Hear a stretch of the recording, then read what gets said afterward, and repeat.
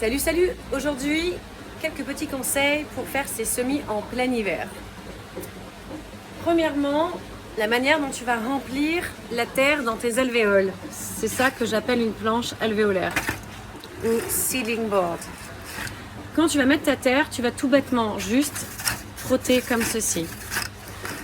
Tu vas éviter de mettre tes doigts et de tasser. Si tu tasses, la graine va mettre beaucoup plus de temps à lever et à s'en sortir. Donc tu remplis juste très légèrement. Et pour tasser, tu vas faire donc ce geste-là. Ça va, pour l'instant, c'est assez simple. Une fois que c'est rempli, moi ce que je fais, c'est que je prends un petit pinceau. Donc ça, c'est les pinceaux que j'utilise pour polliniser les courgettes en plein hiver. Et je vais prendre en fait le bout là du truc. Et en gros, tout bêtement, je fais un trou au milieu de l'équivalent de 5 mm, même pas plus. Alors pourquoi aussi peu profond? Eh bien, plus tu vas enterrer ta graine, plus elle va mettre du temps à lever. Donc ça dépend quand est-ce que tu en as besoin de tes semis. Donc plus tu vas mettre en profondeur, tu augmentes les chances de...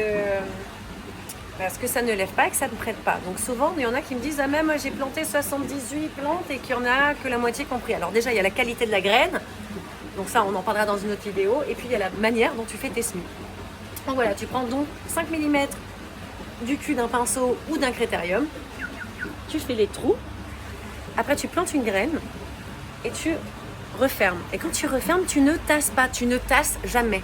Ok, ça, c'est la règle. Tu oublies. Tasser, ça n'existe pas. C'est pour ça qu'en permaculture, en agroécologie ou en éco-agriculture ou en ce que tu veux, tasser le sol égale problème. La même chose avec tes semis. Deuxièmement, l'arrosage. Non, troisièmement, pardon, on en est au troisièmement. Eh bien, l'arrosage ne vient pas arroser systématiquement comme si c'était, tu vois, un automatisme. Déjà, premièrement, retire tes gants. Tu as besoin de sentir le vivant, tu as besoin avec tes indicateurs sensoriels, tactiles, de venir voir si la terre est humide, de venir voir si la terre est agglomérée, de venir voir si la terre est suffisamment fine. Tu vois, tout plein d'indicateurs qui font que tu vas recevoir de l'information et tu vas prendre les bonnes décisions. Tu vas savoir si le semis va se développer. Tu vois, il faut développer ton ressenti. Tu es en interaction avec la nature. C'est pas un truc, un objet manufacturé, la nature. C'est un truc qui est en interaction avec toi. Donc, si tu veux le meilleur, épuiser le meilleur, eh bien, upload de la connaissance, upload de l'information. Donc, enlève tes gants. L'arrosage, je reviens sur l'arrosage. Eh bien, tu vois, ici, on a un peu trop arrosé, c'est pas grave, on apprend, d'accord? Et quand on arrose trop, premièrement, on a souvent cet effet où la terre se barre de l'alvéole, par en dessous, d'accord? Donc ici, il y a des petits trous, donc bah voilà, la terre s'en va. Et deuxièmement, on ne vient pas arroser systématiquement. Viens d'abord tâter le terrain, savoir ce que te disent tes petits semis. Qu'est-ce qu'ils sont en train de te dire? Eh bien, pour ça, tu mets tes doigts sans gants dessus, tu touches la terre. Puis là, tu te rends compte que c'est super imbibé. Alors, tu ne vas pas arroser. Tu vas laisser le semis un peu sécher.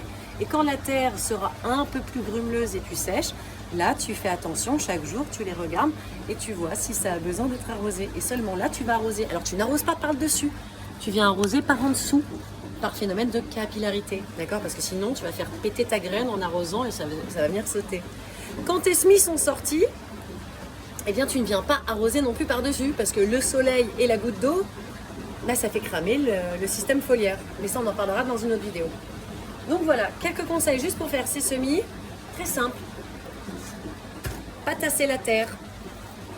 Mettre les graines à 5 mm de profondeur, pas plus. Ou alors sinon, elles vont mettre du temps à lever ou elles lèveront jamais. Modère ton arrosage. Enlève tes gants. C'est pas grave si t'as pas des belles mains, on s'en fout. Mais par contre, tu vas recevoir beaucoup d'informations et tu vas avoir ces yeux de l'expert qui a l'habitude de pratiquer. Voilà. Ne suis pas bêtement un guide écrit. Chaque situation a ses propres critères, a ses propres paramètres.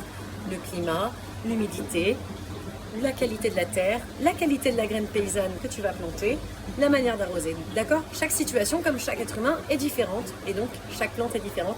Chaque manière de faire est différente. C'est à toi de jauger. Tu es l'outil principal qui interagit avec le vivant pour avoir de l'abondance alimentaire. Sur ce, je te laisse. Salut, à bientôt.